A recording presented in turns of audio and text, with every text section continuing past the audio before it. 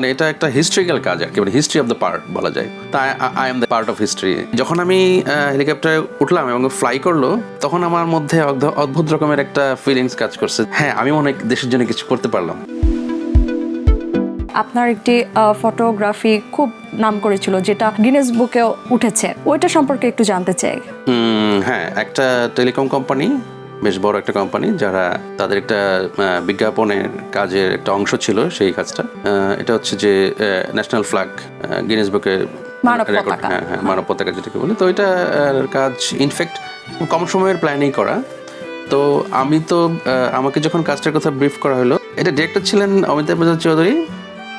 তো আমাকে যখন ব্রিফ করা হলো, আমি তো খুবই এক্সাইটেড, কি করব, কেমনে কি হবে, আবার শ্যুট করতে হবে উপর থেকে। তখন আসলে ঢাকায় ড্রোনটা ছিল না এত অ্যাভেলেবেল, বা ড্রোন হচ্ছে যে ওইরকম একটা গ্যাদারিংয়ে ফ্লাই করার পারমিশনও পাওয়া যাচ্ছিল না, মানে পারমিশন ছিল না আর কি। তো যেহেতু এটা একটা আর্কাইভাল ভ্যালু অ্যাড করবে এই কাজটা, সেটাকে কিভাবে কাভারেজ করতে হবে, তো এটা তখন ডিরেক্টরের সাথে কথা বললাম। তো উনি বললো যে ওকে ফাইন, আমরা কি করতে পারি। তখন আমরা চিন্তা করলাম যে আমরা এরিয়াল এক্সা 35mm শ্যুট করবো, ফিল্ম ক্যামেরা যেটাকে বলে, ফিল্মে যেটাতে শ্যুট হয় নেগেটিভ ফিল্মে। আমরা সবাই কনফিডেন্ট, ওকে ফাইন, সকালবেলা পরের দিন সকালে শুটিং, তো কীভাবে কী করবো। তো আমরা সবাই রেডি।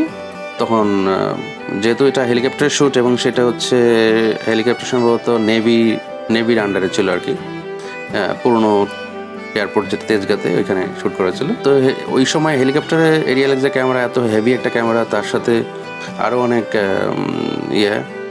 লজিস্টিক লাগবে। তো এটা তো একটা স্পেস লাগে, আসলে হিউজ একটা সেট আপ। তো এটা একটা অনুমতি পাওয়া যাচ্ছিল না। তো এইটা যেহেতু অনুমতি পাওয়া যাচ্ছিল না কেন, সেটা হচ্ছে যে ওইখানে আরও অনেকগুলো মিডিয়া কাজ করতেছিল, যেমন অন্যান্য টিভি স্টেশন ছিল, মানে আরও দেশি বিদেশির অনেক ছিল, কভারেজ মিডিয়া ছিল। তো যাই হোক, এখন কথা হচ্ছে যে এই কারণে পারমিশনটা পাওয়া যায় না। এখন ওই কাজটা মানে যখন আমি হেলিকপ্টারে উঠলাম এবং ফ্লাই করলো, এবং যখন পতাকাটা কমপ্লিট, পতাকা উপর থেকে দেখা যাচ্ছে, তখন আমার মধ্যে অদ্ভুত রকমের একটা ফিলিংস কাজ করছে যে হ্যাঁ, আমি অনেক দেশের জন্য কিছু করতে পারলাম, কিছুটা হলেও করতে পারলাম আমি আমার জায়গা থেকে। তখন ওই আপনারা দেখতে থাকবেন যে ওই শটটা উপর থেকে এরকম করে নেওয়া, কারণ ওটা উপর থেকে ছাড়া তো আর কাভারেজ করলে ভালো লাগবে না। ওই শটটা নেওয়ার সময় আমার অন্যরকম ফিলিংস তৈরি করছে যে আমি আসলে এক ধরনের দেশের জন্য এক ধরনের মানে নিজের কন্ট্রিবিউশনটা মানে রাখতে পারলাম আর কি। আর যেহেতু এটা একটা হিস্ট্রিক্যাল কাজ আর কি, মানে হিস্ট্রি অফ দ্য পার্ট বলা যায়। তাই আই এম দ্য হিস্ট্রি, মানে পার্ট অফ হিস্ট্রি। সেটার ফিলিংসটা কেমন ছিল, পরবর্তীতে কেমন লেগেছিল?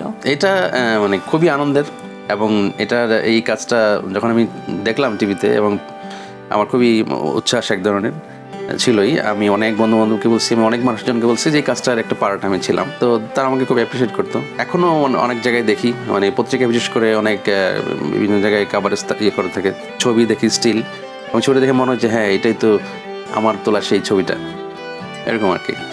সিনেমাটোগ্রাফির পাশাপাশি আর কি করেন আপনি?